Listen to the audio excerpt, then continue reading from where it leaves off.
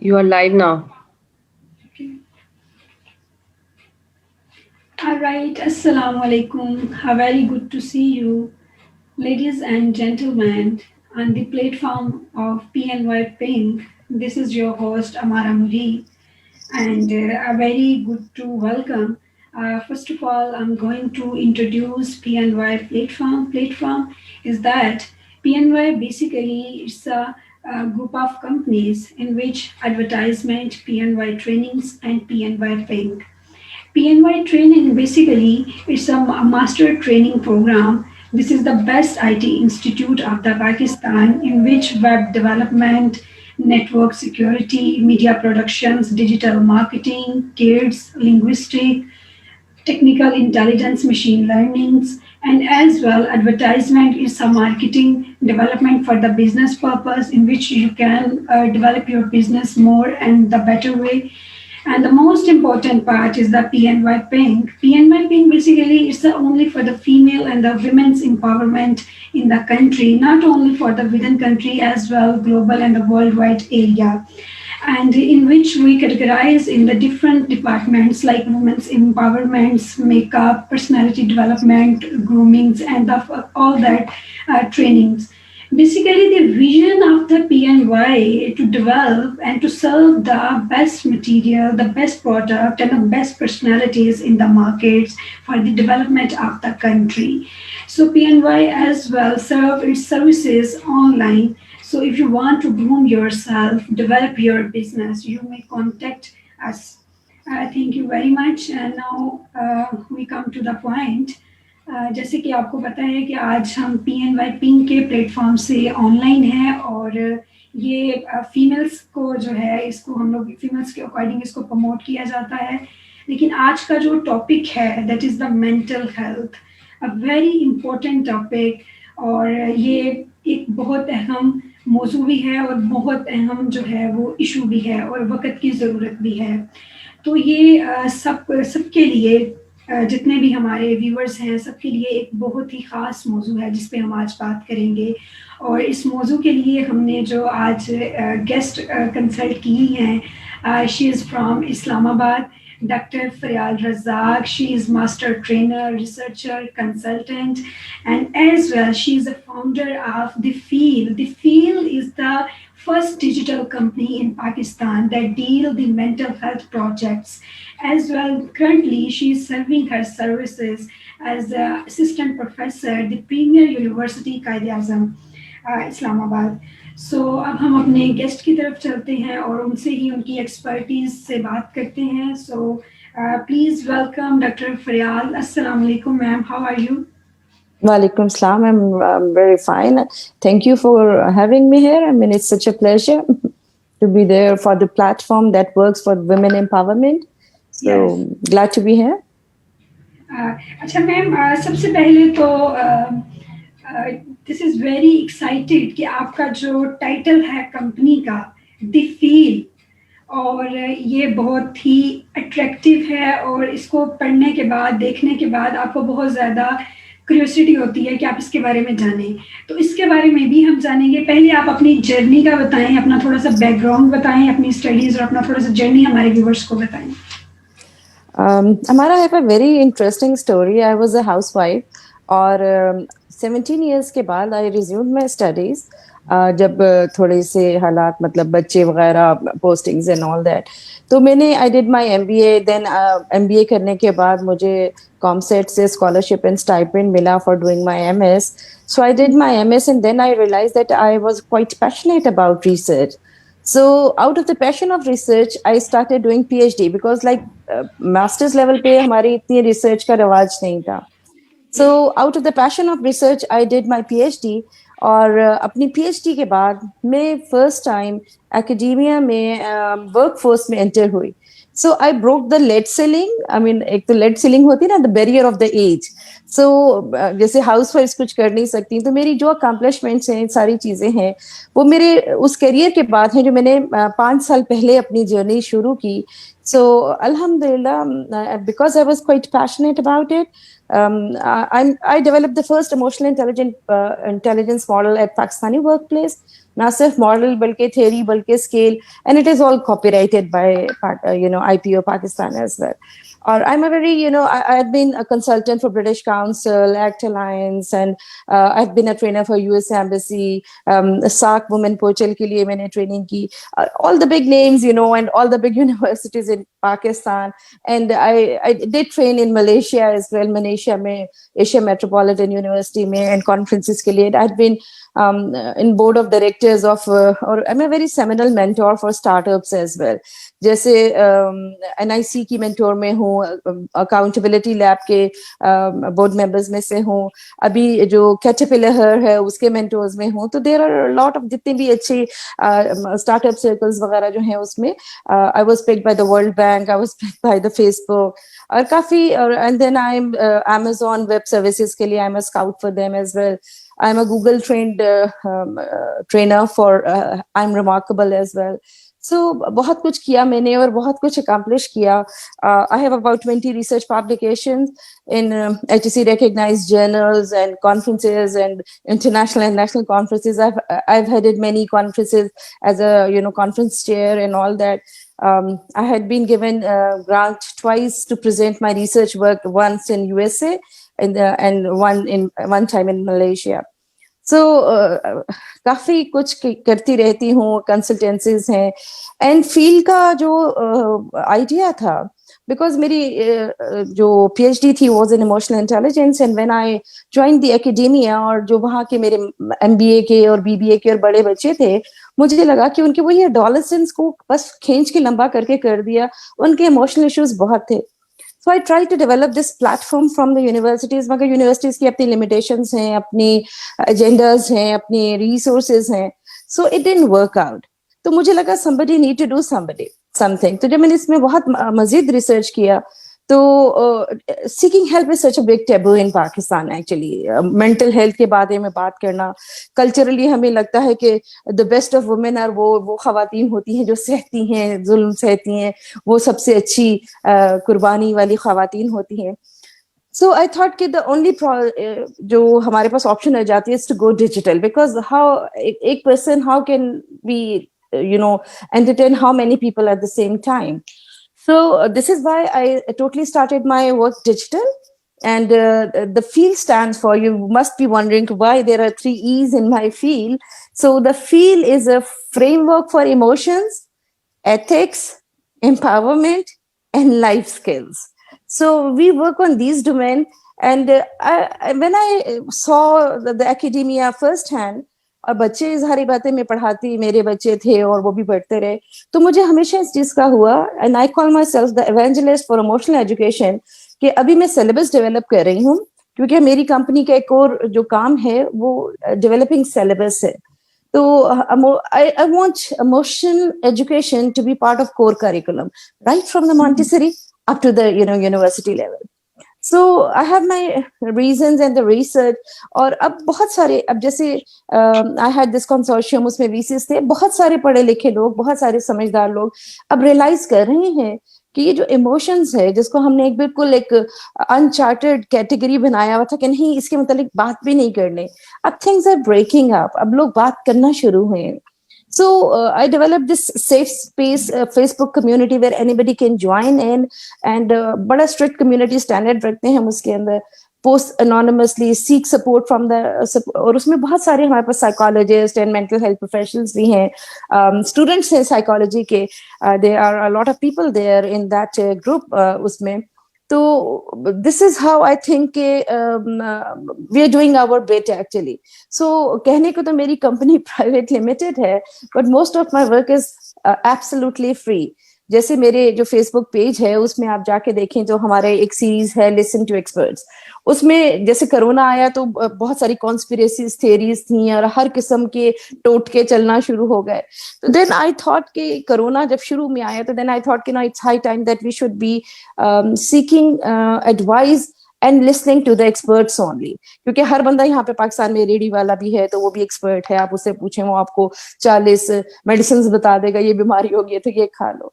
So that kind of a thing. तो हमने एक वो स्टार्ट किया. देन ये जो है mind hack 101, And then we have the series Emotional Wellbeing Matters. Because we call it hashtag, because this is our slogan as well, that emotional well-being matters.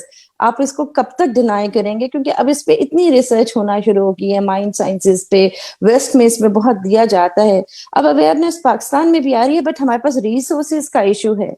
And दूसरी बात यह है कि हमारे लोग जो हैं अब भी काइंड ऑफ वो शर्मिंदगी फील करते हैं टू टॉक अबाउट इट। सो इस बैरियर को हटाने के लिए I went digital, so everybody can seek help at the convenience and at the safety of their own place and time, and ताकि लोगों से अगर वो सामने नहीं भी करना चाहते तो वो सीख तो लें। फिर हम लोगों को लगा कि जो हमारे लाइव लेक्चर्स हैं शायद वो इतने ऑडियंस तक नहीं जा रहे, क्योंकि वी आर नॉट टिकटॉकर्स जो मिलियंस में हमारे फॉलोअर्स हो जाते। So we had this digital magazine based on the talks, because हमारे जो एक्सपर्ट्स थे वो अराउंड द ग्लोब बहुत क्लेम्ड एकेडमिशियंस थे, अपनी फील्ड के थे। तो अब हमने उन्हीं की एक्सेप्ट्स ऑफ द टॉक को हमने रिटन फॉर्म में लिया है कि भाई सुन नहीं सकते तो पढ़ लो, मगर खुदा के लिए काम कर लो। So we are the first digital company that is working on emotional preventive care. हम लोग वी डोंट क्लेम कि हम ट्रीट करते हैं मेंटल इलनेस को, वी आर नॉट डॉक्टर्स, मतलब इन दैट सेंस कि हम कहेंगे कि हम मेंटल डिसऑर्डर्स को ट्रीट करते हैं। हम कहते हैं कि prevention is better than the cure. जैसे इसकी मिसाल मैं आपको ऐसे दूंगी कि अगर आप अपना लाइफस्टाइल एंड डाइट ठीक रखें तो शायद बहुत सारी बीमारियां आपको होंगी ही नहीं। जैसे सेम इज द केस कि अगर आप अपना mental health, if you know how to take care of your mental health, और कौन सी चीजें हैं, कौन सी कोपिंग स्ट्रेटजीज हैं जो आप अप्लाई करें, तो शायद आपके जो मेंटल इश्यूज हैं या जो आपके ट्रॉमा रिस्पॉन्सेज हैं या जो आपके अनरिजॉल्व फियर्स हैं या जो रूटेड इन योर चाइल्डहुड और आपके जो ट्रॉमा रिस्पॉन्सेज के अंदर हैं, तो जो आप खुद भी सबकॉन्शियसली आज तक पाले आ रहे हैं, if you come in at peace with them, तो वो जो मेंटल इश्यूज हैं आपके, आप खुद अपने हाथ से कर्चिल कर सकते हैं। So for me this is the true empowerment to break away. अच्छे बुरे हर एक के साथ इंसिडेंट्स होते हैं, किसी की लाइफ परफेक्ट नहीं होती, बट कुछ लोग ज्यादा सेंसिटिव होते हैं। So this is the empowerment that I really want to give, that you understand what's happening inside you.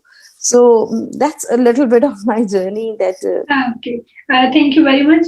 अच्छा मैम बताइए, ये इमोशनल एजुकेशन का वर्ड आपने यूज किया है, तो ये it should be part of curriculum, या ये क्या है, इसमें क्या कंटेंट होता है और ये कितनी जरूरी है, और करिकुलम में इसको ऐड होना चाहिए, और अगर ये करिकुलम का पार्ट नहीं बनती या नहीं है तो एक इनिशियल लेवल पे, एक डोमेस्टिक लेवल पे कौन सी ऐसी एक्टिविटीज हैं जो इसको मीट करती हैं अगर ये स्टडी का पार्ट नहीं है तो? देखें, I don't remember unless I did my PhD in emotional intelligence, बहुत सारी चीजें मुझे खुद नहीं पता थी टू बी ऑनेस्ट। में मतलब मैंने तो काफी, मैंने आपको बताया गैप के बाद शुरू किया, बहुत सारी रॉन्ग पेरेंटिंग कर चुकी हुई थी उस वक्त तक, जब तक by the time I read it in the actually the research papers for my PhD के बच्चों की इमोशनल इंटेलिजेंस आपकी, तो I did a lot of mistakes because I wasn't aware, I was never taught. मेरा भी focus, मेरा तो, क्योंकि why I chose this topic for emotional intelligence was because मैं खुद बहुत एक इमोशनल थी, तो मुझे लगता था कि सेल्फ हेल्प के लिए मैंने पढ़ना शुरू किया। तो पढ़ना शुरू किया तो I got so much interested that I and up doing my PhD in it actually, कि इतना ये वेस्ट टॉपिक है, इतना कुछ इसके अंदर हो रहा है। एंड सक्सेस की जब स्टडीज होती हैं, जहां पर जब सक्सेस, इमोशनल इंटेलिजेंस कहाँ से एकदम से बज़वर्ड बन गया, कि जब उन्होंने सक्सेस की स्टडीज की तो पता चला कि the highly successful people were not high IQ people but high EQ people, जिनका इमोशनल इंटेलिजेंस हुआ। तो the highly successful people that you see, so एक स्टडी थी जो काफी डेकेड्स चली, और उसमें दे आस्क्ड पीपल कि how many people think that they are self aware. तो 95% of the people said that they are self aware. So 95% of the people think that they are self aware. जब उन्होंने उनको test किया तो what do you think, how many people were actually self aware? Just guess. When those 95% of people were tested, only 15 to 20% people were actually self-aware. Okay. This is how less we know about ourselves. हमारे अपने खुद के perceptions इतने out हैं, हमारे gyros about our own self are so out. It was a awakening moment for a lot of researchers as well. So अब ये जो 15-20% लोग जो self aware निकले, ये कौन लोग थे? Fortune 500 कंपनीज के CEOs, सबसे मशहूर हॉलीवुड एक्टर्स, राइटर्स, क्या कहते हैं, बेस्ट सेलर ऑथर्स. तो अब आप ये देखें ये कौन लोग हैं? हाईली सक्सेसफुल पीपल जिनकी मिसालें देते हैं. So these are the people who are self aware, जो हाईली सक्सेसफुल पीपल थे. सो अब आप ये देखेंगे, इसका मतलब है कि मोस्ट ऑफ अस हम खुद को भी धोखा दे रहे हैं, हमें खुद को भी नहीं पता कि व्हाट एक्चुअली वी फील. सो जहां तक आपने बात की कि इमोशनल एजुकेशन को पढ़ाया कैसे जाएगा, आप देखें, हमारा अगर मैं आपसे पूछूं कि क्या आपको पता है कि कितने टाइप के इमोशंस होते हैं? I just ask you a basic question. आप मुझे कोई भी नंबर बता सकती हैं. आई मीन कोई बात नहीं, मुझे भी बहुत अच्छी चीजें पीएचडी करने से पहले तक पता नहीं थी. बीइंग अ ले पर्सन तो हमें यही पता होता है कि पहली बात तो हमारे ज़हन में यही आती है कि अगर हम इमोशनली इमोशन हो जाते हैं तो ये इमोशंस हैं. हमारा रोना, हमारा हंसना, हमारी ये फीलिंग्स, ये सब एब्सोल्युटली, बिल्कुल. सो हमारा तो आप मुझे अगर एक कोई ऐसा नंबर बता दें कि what do you think how many types of emotions are there? 4 to 5 types, जिसमें आपकी रोना आ जाता, हंसना आ जाता है, आप एंग्री, सैड, हैप्पी. जो बेसिक इमोशंस है ना, there are 6 basic emotions, but there are 34,000 types of emotions a person can feel during his lifetime. हमें उनके नाम तक नहीं पता, उनके नाम तक नहीं पता. These are so complex emotions कि हमें उनके नाम तक नहीं पता. तो उसकी अवेयरनेस क्या होनी है हमें? We don't even know how many times of emotions we are feeling. उनको हमने उसकी कोपिंग क्या करनी है जब हमें पता ही नहीं कि हमारे साथ हो क्या रहा है. So this is how less we know about emotions. कि आप किसी आम लेमैन से पूछें, उसको ये तक नहीं पता होगा कि कितने टाइप के इमोशंस होते हैं. So 34,000 is a lot. I mean, nobody can remember by name. I don't think कि किसी को भी by heart याद होंगे कि those 34,000 types of different emotions that a person can feel throughout their lifetime. Similarly, if I ask you कि what do you think कि per day, एक दिन में एक इंसान कितने emotional episode से गुजरता है? Waking hours की बात हो रही है, of course not the sleeping hours. एक actual waking hour में on average, एक average person on average per day कितने एक इमोशनल एपिसोड से गुजर सकता है? जिस तरह के हमें इमोशंस का नहीं पता. फॉर एग्जांपल, अगर मैं ये देखती हूँ कि मैं सुबह उठी हूँ और मेरा मूड सैड है, तो मुझे यही होगा कि मैंने एक ही इमोशन से सारा दिन गुजार दिया, कि मैं सारा दिन सैड थी. आई डोंट नो कि एक्चुअली कितने इमोशंस मेरे साथ अटैच थे. इट्स द साइंटिस्ट सेज, बहुत ज्यादा इस पे काम हो रहा है कि 400 इमोशनल एपिसोड पर डे, और हमें पता भी नहीं होता कि क्या हो गया. अब आपने जैसे कहा कि आप उठी हैं और लेट्स से आपने कोई बुरा ख्वाब देखा, आप जब उठे तो वो जो बुरा ख्वाब था उसका जो एक इमोशनल बैगेज आपके साथ था, या उसने आपके इमोशनल को किया, उसने आपका ना सिर्फ पूरा दिन बल्कि आपके रिलेशनशिप्स को भी इफेक्ट डाला.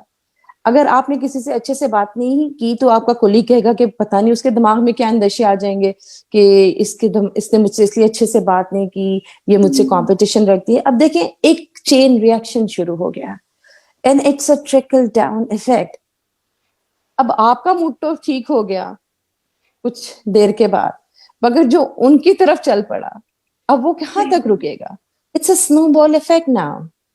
सो अगर ये बात कि अगर हम 34,000 इमोशंस हैं, 400 के करीब हमारे रोजाना के इमोशनल एपिसोड हैं, and we have no clue how to handle, और आप कहते हैं कि इसमें अभी पढ़ाने की जरूरत नहीं है.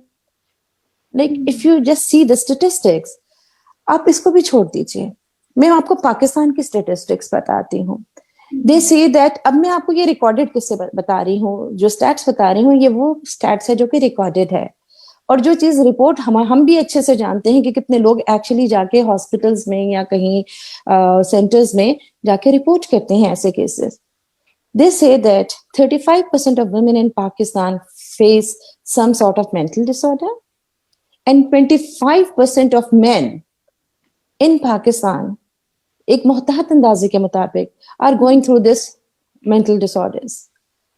And इसमें जो साइकोलॉजी कहती है कि if you have one mental patient in the house, it affects 5 other people's life. Emotionally जिस तरह से वो Oh, ग्रो yes. करता है, इफेक्ट उसका होता है. तो अगर हम एक मतलब बंदों का अंदाजा भी निकाल दें, 1/4 भी लगा लें, तो we can safely say that the whole of Pakistan right now is kind of affected. अगर वो खुद नहीं है तो अपने किसी प्यारे या किसी जानने वाले की वजह से इफेक्ट हो रहे हैं. They have a very absurd boss who needs some emotional help. उसकी वजह से जितने उसके जूनियर्स उनकी जिंदगी मिजरेबल है, वो जूनियर्स क्योंकि सारी टेंशन घर लेके जाते हैं, उनके घर वाले मिजरेबल हैं. So again it's a ripple down effect, and then it's again a snowball and it becomes an avalanche. सो अब भी इतने स्टेटिस्टिक्स के बाद, और सबसे and there is a good news, and why I have chosen this educational sector, क्यों मैं इसके पीछे पड़ गई, क्योंकि पैसा तो बहुत है ट्रेनिंग्स में. मेरी कंपनी की जो रेवेन्यूज हैं वो मेरी कॉर्पोरेट ट्रेनिंग से जनरेट होती हैं, और जो मुझे कॉर्पोरेट ट्रेनिंग से मिलता है वो मैं यहाँ फिलेंथ्रोपिक में लगा देती हूँ टू रन दैट. तो उसकी वजह क्या है कि साइकाइट्रिस्ट कहते हैं, और जितनी भी रिसर्च हुई है उसमें, कि 75% ऑफ योर मेंटल इश्यूज, जो भी मेंटल जिनको इश्यूज थे, तो 75% of those issues started at the age of 15 to 24. ये 10 साल का विंडो, 15 साल से 24 साल का, जो कि हमारा हाई स्कूल के करीब के बच्चा है, और देन यूनिवर्सिटी का जो अभी बैचलर्स का बच्चा है. अगर आप इस ग्रुप में को अच्छी इमोशनल इंटेलिजेंस की आप उनको एजुकेशन दें, उनको प्लेटफॉर्म्स दें और उनकी बात सुने, तो 75% ऑफ द मेंटल इलनेसेस हम यहाँ यूनिवर्सिटीज एंड कॉलेजेस में कर्टेल कर सकते हैं, because this is what the stats says. आपको पता है इस वक्त पाकिस्तान में the leading cause of young people जो हैं, उनकी जो मतलब नॉन मेडिकल कॉजेज हैं, the leading cause natural death के अलावा जो leading cause of death for young adults in Pakistan is suicide. अब भी हमारे लिए वेकअप कॉल नहीं है. Look at the statistics what they are saying. World Economic Forum, Forbes, Harvard Business Review, इन लोगों ने कहा कि by 2020 mental health will be one of the highest health challenge for the world. अब उन्होंने कहा कि by 2030 mental health will be the leading cause of a health challenge for the world. Yes, recently World Health Organization ने 94% almost over the countries, 113 countries को declare किया है, और need for the mental health and the generate for the fund. तो आपको fund चाहिए इस चीज को जो है ओवरकम करने के लिए. ये WHO ने भी इस चीज को जून 2020 में जो है वो कर किया. हमारा आपको पता है the burden of the disease for the mental health is estimated, क्या एस्टिमेट है फ्यूचर का, $6 trillion. This is what is going to cost the world economy. और ये हम सब चीजें अगर हम स्कूल एंड कॉलेज लेवल पे एजुकेशन दें, आप इनको तरीके से बच्चों के जो मेंटल हेल्थ के इश्यूज हैं आप वो करें, उनको बताएं.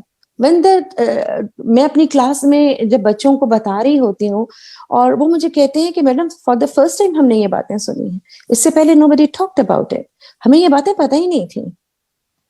तो how sad is that. And अच्छे समझदार बच्चे हैं, मतलब यूनिवर्सिटी लेवल में आखिर जाहिर बता अडल्ट्स होते हैं हमारे पास, एंड दे डू टॉक कि उनके मसले हैं, उनके पेरेंटिंग का बहुत इशू है.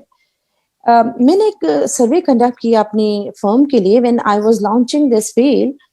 तो I asked the students and this age group जो कि मेरा पॉपुलेशन थी, कि आपको जब कोई प्रॉब्लम होता है इमोशनल, तो where do you go and seek help, because we know that कि mostly people do not go to a therapist or a psychiatrist or a psychologist. They don't go there. So I asked them, where do you go for help?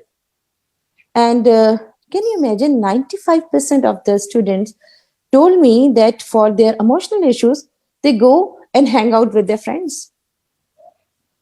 They did not go to their parents. Look at Yes. the fabric, look at the fabric of society.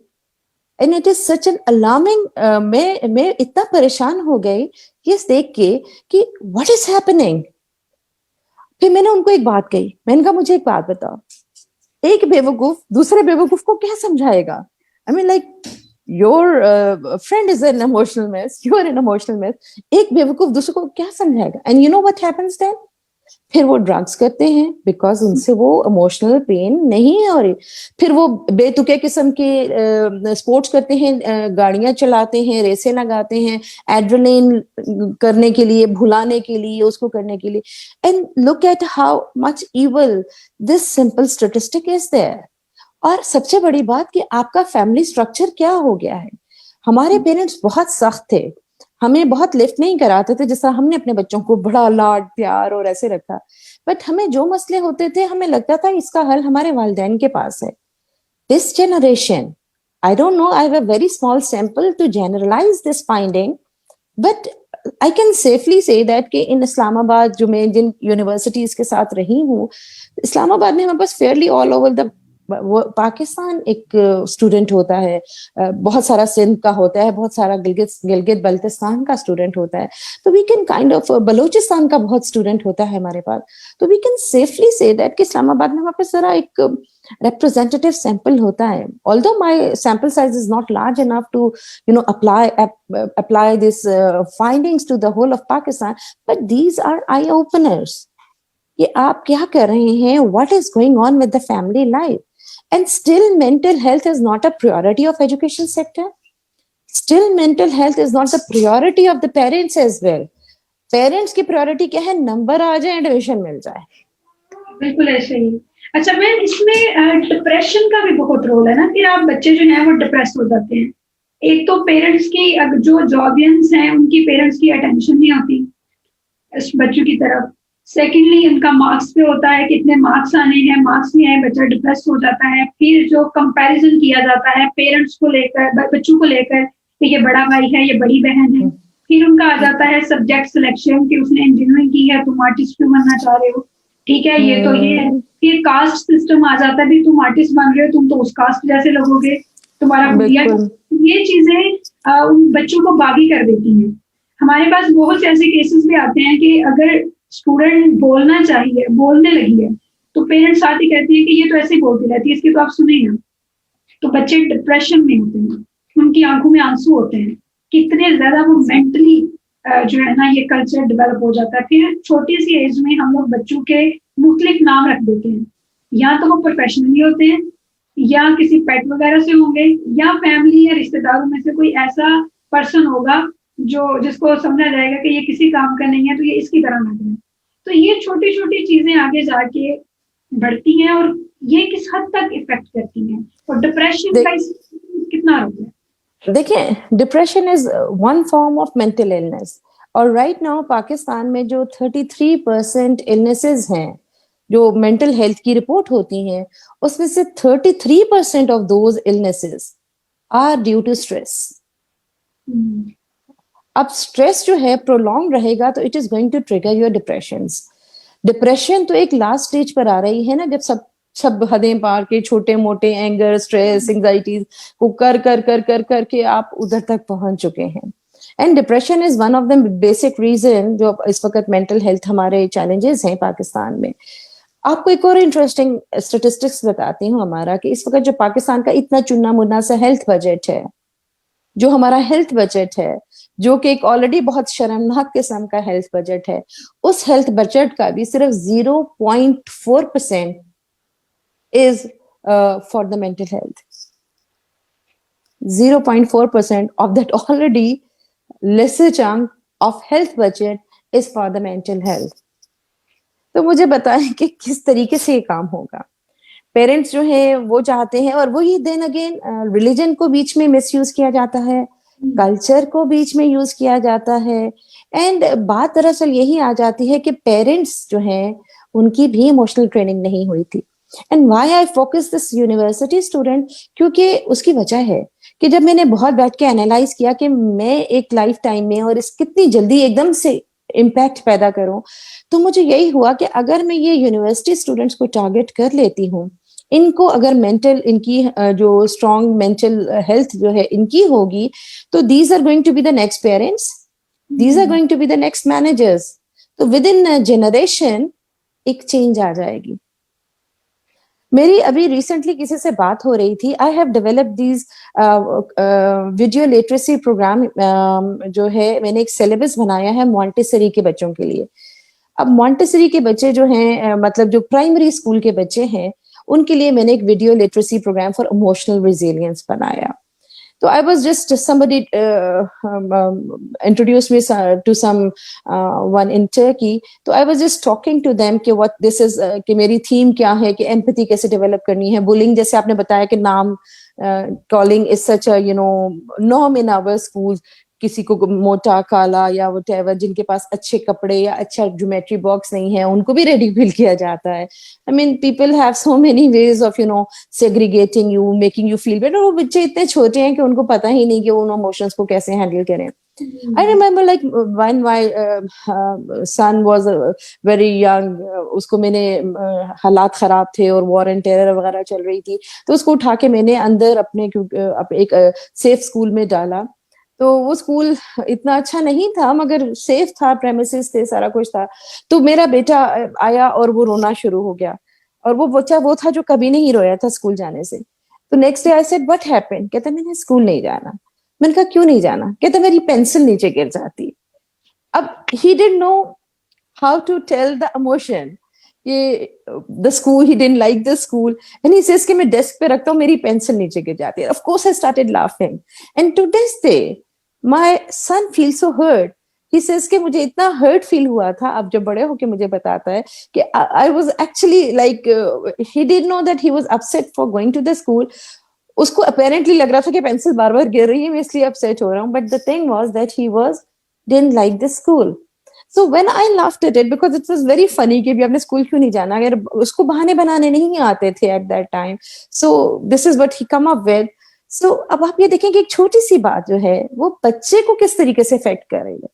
So क्या हमारे parents जो हैं, आपने रिवाज है यहाँ पे कि शादी से पहले कभी दोनों मियाँ बीवी की काउंसलिंग हो गई before they want to start the family, तो उन्हें पता भी हो कि भाई बच्चे की साइकी क्या है। अब जो न्यूरोसाइंस की रिसर्च कहती है कि जो आपके सबकॉन्शियस माइंड के अंदर प्रोग्रामिंग होती है वो 70% आपकी बर्थ से मतलब बिफोर योर बर्थ आपकी हो चुकी होती है। आप दुनिया में आते हैं तो जो 70% प्रोग्रामिंग आपके सबकॉन्शियस माइंड की, the sounds and the things and वो जो आपकी जेनेटिक्स एंड जो आपके अराउंड हो रहा होता है वो आपकी हो चुकी होती है।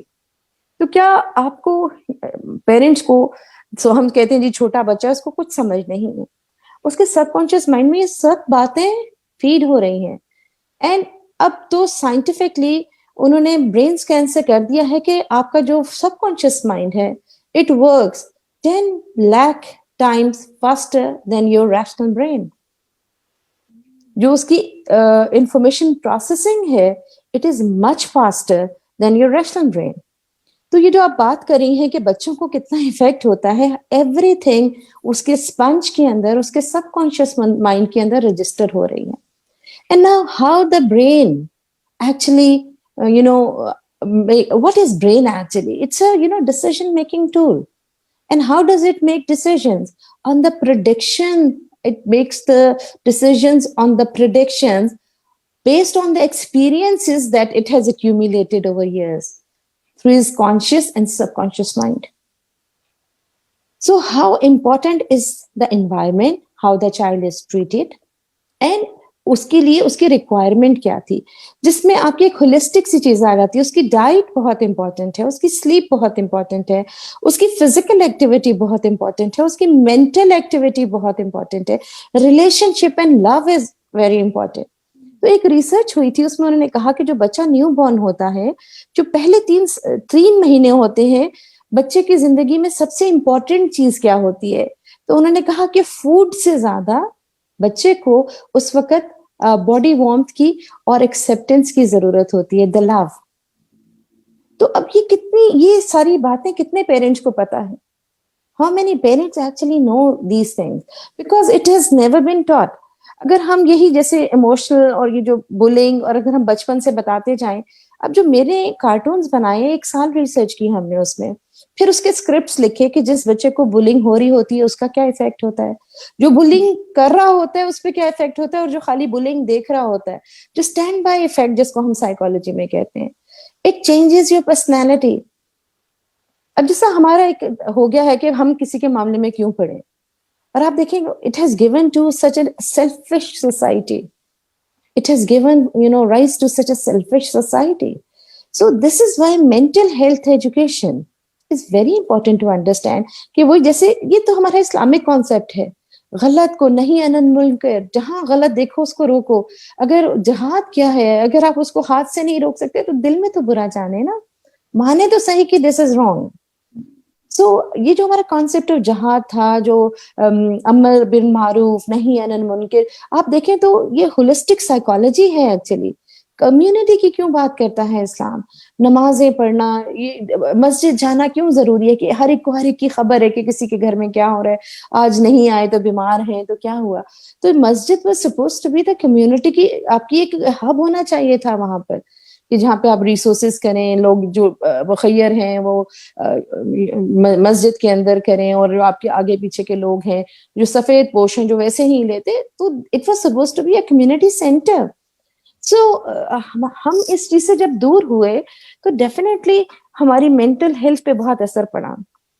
और ये जो कैपिटलिज्म की दौड़ दौड़ शुरू हुई, पेरेंट्स भी पैसे के चक्कर में दिन रात है, मदर भी कमा रही है, फादर भी कमा रहे हैं, हर कोई नंबर लो नंबर लो। ये इस प्रोफेशन में क्यों, जो डॉक्टर इंजीनियर क्यों बनो, पैसे ज्यादा हैं भाई। लिंग्विस्टिक्स में या आर्ट्स में क्यों ना जाओ, पैसे नहीं है। सीधी सी बात है ना कि why their parents want their children to be doctors and engineers and all that, क्यों? इन फील्ड्स में पैसे ज्यादा है ना, कि करियर अच्छा होगा। तो इसी वजह से ये चीज ऐसे हो गई है। सो हमें अब अपनी प्रायोरिटीज सेट करने की जरूरत है। अब हमें वी नीड टू कॉल, जैसे कहते हैं ना, अ स्पेड। आप अपनी प्रायोरिटीज को देखें। अब हमारे हाथ से निकलता जा रहा है दिस मिलेनियंस, ये जो नई जनरेशन है, ये बहुत डिफरेंट है हमसे।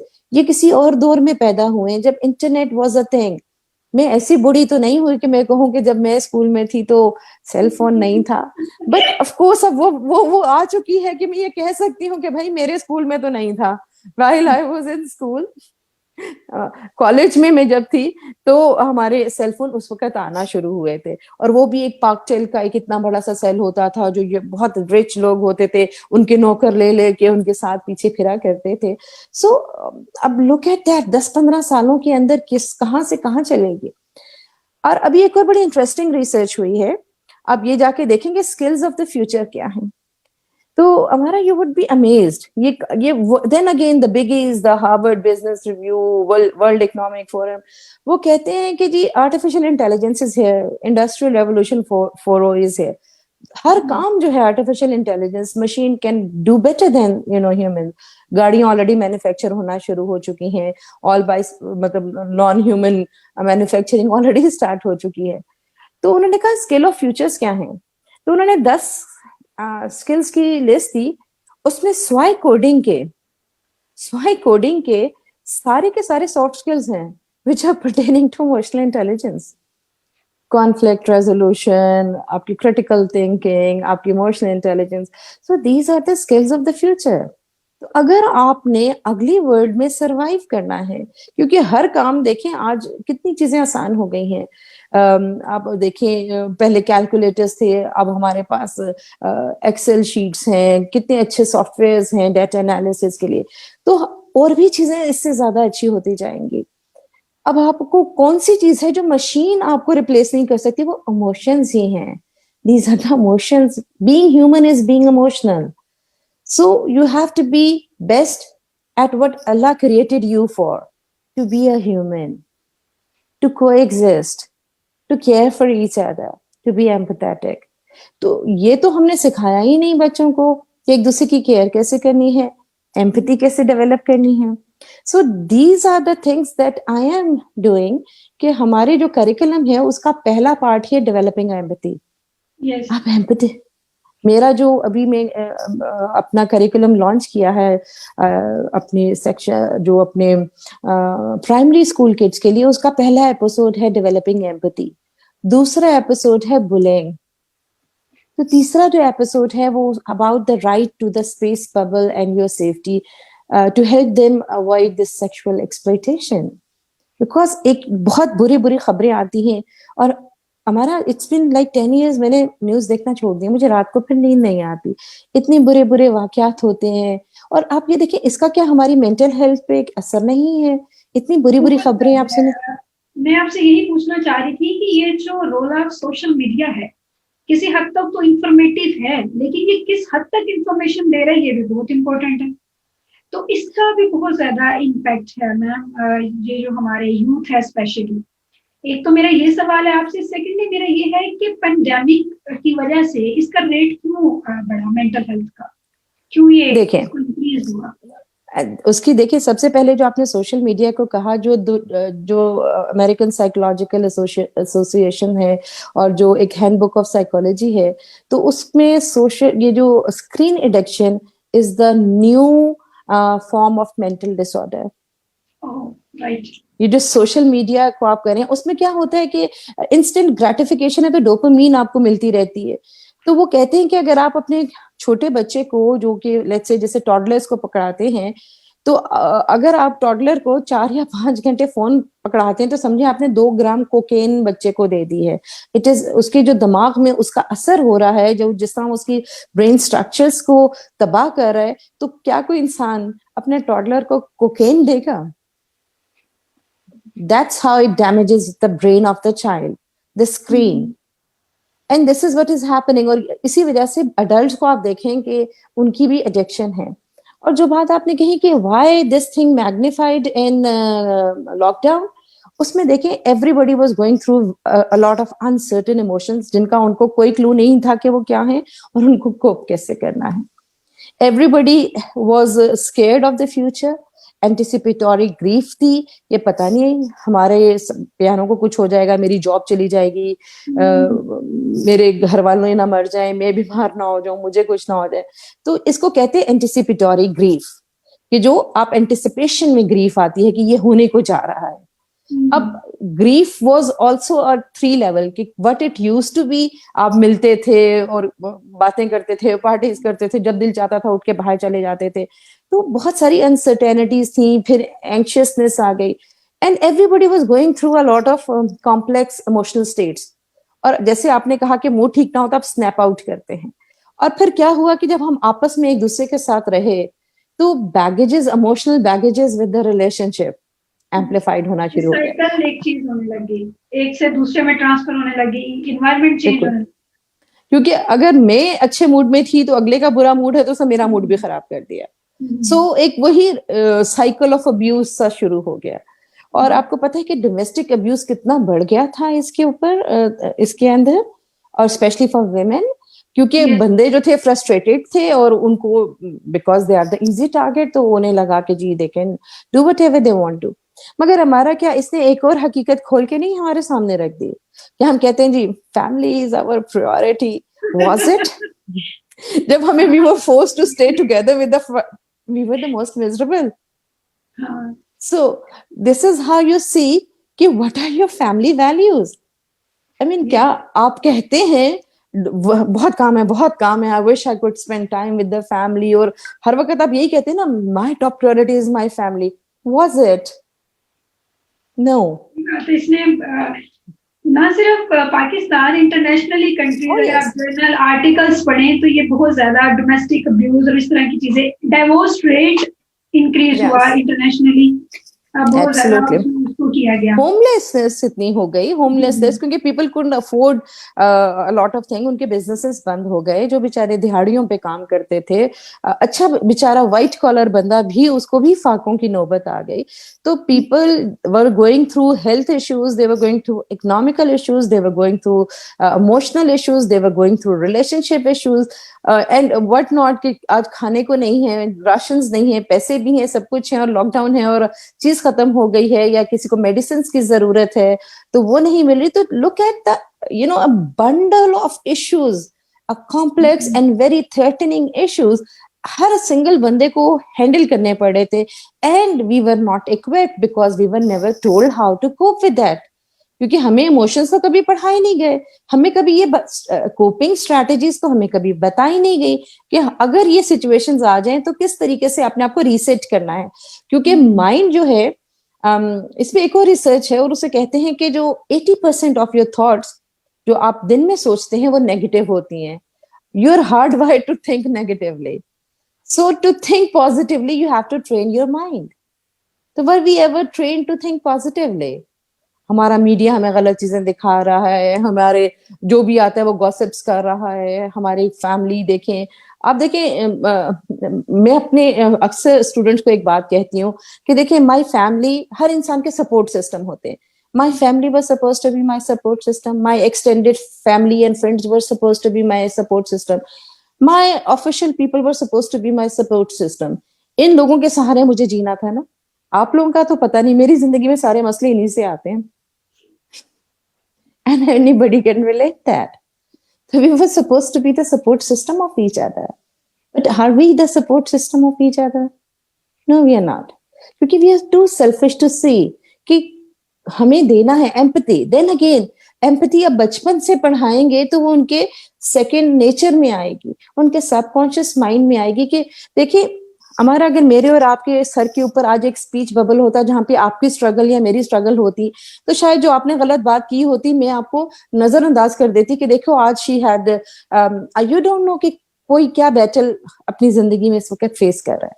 मगर वर्क प्लेस पे क्या होता है, कहते हैं इसने मुझे ये कह कैसे दिया, आप प्लान करना शुरू कर देते हैं, मैं इसका जवाब, ईंट का जवाब पत्थर से ही दे के छोड़ू। यू डोंट नो कि वो बेचारे क्या स्ट्रगल फेस कर रहे हैं। देखिए, लोगों के एल्डरली पेरेंट्स हैं, लोगों के स्पेशल चिल्ड्रन हैं, लोगों के कितने घर में बत्ती नहीं है, पानी नहीं है, वो बेचारा पता नहीं किस तरीके से तैयार होके दफ्तर आया है। कम्यूट के मसले हैं, आप जा रहे थे रास्ते में रूट लग गया। I mean these are all factors that makes you so edgy and all that. तो क्या हम इतने एम्पैथेटिक हैं कि हम रियलाइज करें कि ये बेचारा किस मसले से होकर आ रहा है हम तक? But we are quick to जज एंड ईंट का जवाब पत्थर से देने के लिए हम बैठे हुए। सो यहाँ पर वी नीड टू अंडरस्टैंड कि इसीलिए ऑल द मोर, मैं जितना आप मुझे कहें मैं 50 बार आपसे यही बात स्ट्रेस करूंगी कि unless you educate them, how is it going to B?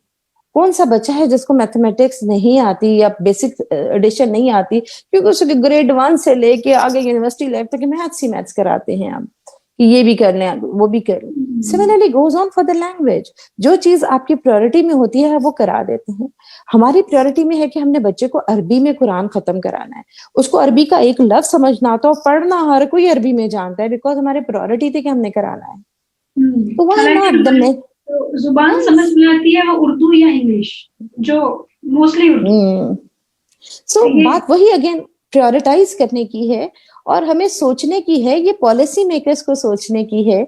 और जैसे मेरे बच्चे छोटे थे तो मैंने एक बहुत जबरदस्त बुक खरीदी, तो उसमें एक बहुत चीज अच्छी लिखी थी। उसने कहा कि your child health is so important, you just can't leave it to the doctor. Parents को भी अवेयर होना चाहिए। तो आई स्टिल रिमेम्बर कि जब मैं डॉक्टर्स के पास जाती तो हर कोई मुझसे पूछता था कि आर यू अ डॉक्टर? तो मैं कहती थी नहीं, मैं पढ़कर आती हूँ कि मेरे बच्चों को क्या चीजें ऐसे क्यों हो रही हैं, ऐसा हो तो क्या करना चाहिए, फर्स्ट एड क्या करनी चाहिए। तो everybody thought that I was a medical doctor. So similarly I would say that कि अगर गवर्नमेंट या इंस्टीट्यूशंस आपके मेंटल हेल्थ के लिए कुछ नहीं कह रहे, तो your mental health is so important, you just cantt blame your parents, you just cantt blame your institutions, you just cantt blame the government. Your mental health, अपनी कब्र में जाना है, आपकी मेंटल हेल्थ से रिलेटेड जो आपकी हकूकुल इबाद आपसे गलत होंगे, आपने उसका जवाबदेह होना है। तो I think these are the resources जिसको मैं कहती हूँ कि रिस्क में ये रिसोर्सेज भी हैं आपके, कि आपकी डीलिंग लोगों के साथ कैसी भी। तो इसका भी हिसाब होगा। और हकूकुल इबाद को तो हमारा मजहब जो है कुड एम्फसाइज मोर दैट के how much important it is to go for that, कि आपने देखना है कि लोग क्या कह, उनको आपसे कोई जरर ना पहुंचे। तो इन दी एंड यही मैं आपसे स्ट्रेस करूंगी कि आप there is so much data available, there is so much research available, there is so much evidence available. अब भी नहीं करेंगे तो कब करेंगे? बिल्कुल मैम, ऐसा ही है। बेसिकली यहाँ पे गैप है कि अगर इंटरनेशनल रिसर्च की बात की जाए या इंटरनेशनल स्टडीज कंसल्ट की जाए, तो वहां पे जब कोई क्राइम होता है या किसी भी तरह का कोई अब्यूज होता है, तो वो उस पर्सन ने जिसको किया होता है उसकी स्टडी करते हैं कि इसने ये काम क्यों किया। हमारे यहाँ ये सोचा जाता है इसने किया, अब इसके साथ क्या करें, इसको मार दें या क्या करें। हम लॉ इम्प्लीमेंटेशन की तरफ चले जाते हैं, इमोशनली उस चीज को अंडरस्टैंड नहीं करते कि अगर एक बच्चे ने चोरी की है या किसी ने किसी का अब्यूज किया है, क्राइम हुआ है, उसके माइंडसेट में ये चीज कैसे आई, उसके माइंड को स्टडी करते हैं कि बहुत अच्छी बात की हमारा। इससे मुझे एक स्टडी याद आई जो मैं चाह रही थी कि खवातीन का फोरम है उसमें हो, कि जो रेपिस्ट थे उन्होंने उसको जाके पूछा कि how do you choose your victim. जो थे उनसे उनसे उन्होंने स्टडी की, तो उन्होंने बड़ी मजे की कुछ बातें बताई जो कि हर खातून को पता होनी चाहिए। उन्होंने कहा कि फर्स्ट ऑफ ऑल उनके बाल बंधे हुए होते थे, पोनी होती थी, बाल पकड़ना बड़ा आसान होता था। दूसरा ये कि वो हमेशा अनअवेयर चल रही होती थी, दे वर टेक्सटिंग और फोन पे जाते वक्त। तो अगर आप अकेले हैं या कुछ है तो बी एज अलर्ट, कहते हैं हम अलर्ट खवातीन के पीछे नहीं जाते जो बहुत अलर्ट होती हैं। और वो कहते हैं कि हम ऐसी खातून को चूज करते हैं जो हमें लगता है कि डर जाएगी, सहम जाएगी, चीखेगी नहीं और फाइट नहीं करेगी। अगर आप अपने आप को डरा डरा सहमा सहमा दिखा रहे हैं and you are so engrossed in your phone कि आप मतलब दुनिया आपको नहीं पता कि आपके आगे पीछे क्या हो रहा है, तो this is how the criminal target their victims. So ये चीजें कि आप जो आपके बाल जो हैं अगर वो खुले हुए हैं या शॉर्ट हैं तो इट्स मच बेटर, क्योंकि वो फिर उनके लिए पकड़ना आपको आसान हो जाता है, स्पेशली अगर कोई आपने चुटिया की हुई है या कुछ ऐसी चीज। So it was very mind boggling for me as well कि कितनी बड़ी रिसर्च है कि वो अपने विक्टिम को किस तरीके से करते हैं कि be as alert as you can be, और अपना आप जो बॉडी लैंग्वेज ऐसे रखें कि उन्हें पता हो कि she is going to fight back, she is going to scream fight back, जिन्हें लगता है ना कि दब जाएंगी हमसे। This is how they choose their victim. तो वही बात है, नॉलेज में पावर है, there is a lot of power in knowledge and research. तो रिसर्च तो हमारे दीन का खासा था और हमने उसको छोड़ दिया। तो जाहिर बात है जिन दुनिया में research is the hallmark, so let me tell you, there is one country जिसका hallmark is research and it's Israel. And now you would know why. The only country जिसका hallmark is its research, जिसका सबसे ज्यादा research and development का fund for any kind of enterprise or any kind of government institution is Israel. And now you would know why it kind of rules the world. So research इतनी बड़ी power है जिसको हमने भुला दिया। Similarly emotions की research पे आप आ जाएं तो इतना कुछ हो चुका है, बट देन अगेन हम आपके साथ तो बहुत ही इंफॉर्मेटिव रही, और अनफॉर्चुनेटली जो हमारे सेशन का टाइम है it's going to be end, और होपफुली के इसी सेशन को आगे कंटिन्यू करते हुए I will invite you again कि हम इसको मजीद इसको डेवलप करें, because it's not only for topic, ये एक इशू भी है और वक्त की जरूरत भी है। Thank you very very much. आप बस एक दो लाइन में PNY के प्लेटफॉर्म से एक मैसेज कन्वे कर दें ताकि फिर हम एंडिंग की तरफ चलें। Thank you so much, TNY. Keep up the good work. And in the end, I would say be kind, be empathetic, and the world needs you. Be peaceful. Let's coexist. I mean, life is beautiful. So अपना बहुत ख्याल रखिएगा. So thank you so much for inviting me. Okay, thank you very much to all viewers. बहुत अच्छा session रहा doctor Phayal के साथ, और होपफुली आप लोगों ने बहुत कुछ सीखा भी होगा उन्होंने फिगर और फैक्ट्स के साथ बात की, प्रॉपर रिसर्च के साथ बात की, परसेंटेज के साथ बात की। तो खुश रहें, आबाद रहें, be loving, be caring, finally अपने भी मेंटली सेहत का ख्याल रखें और दूसरों का भी। और थैंक यू वेरी मच। इंशाल्लाह हम नेक्स्ट सेशन के साथ आपके साथ फिर लाइव आएंगे और होपफुली मजीद एक अच्छे गेस्ट, जिस तरह की मैम फरियाल हमारे साथ थी, इसी तरह के हम लोग इश्यूज को डिस्क्लोज करेंगे ताकि हम अपने जो डेवलपमेंट है मेंटली, पर्सनालिटी और अपनी जिंदगी में एक पीस को जो है वो बरकरार रख सके। Thank you very much. जज़ाकल्लाह खैर। अल्लाह हाफिज। अस्सलाम वालेकुम।